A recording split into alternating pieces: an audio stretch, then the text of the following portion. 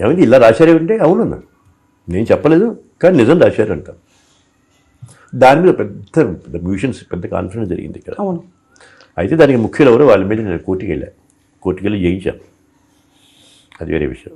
ఈ క్రియేషన్ అనే దానికి తప్పది, క్రియేషన్ ఉండకూడదు అని. క్రియేషన్ అన్ని క్రియేషన్ మనకి, బట్ నేను క్రియేట్ చేశానంటే నేను క్రియేట్ చేశానంతే కాదు.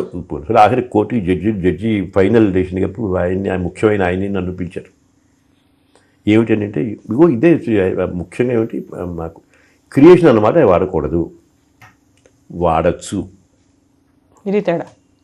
ఎలాగది నేనేమో వాడచ్చు అంటే ఆయన వేయలేదు. పాపం జడ్జికి ఏం తెలుసు, నానంతా పడిపోతున్నాయి. ఆయనేమో బోన్లో ఎక్కించి నన్నేమో చైర్లో కూర్చోబెట్టారు. మీరేదో నాకు అర్థం కావట్లేదు, మీరు చెప్పండి అన్నారు.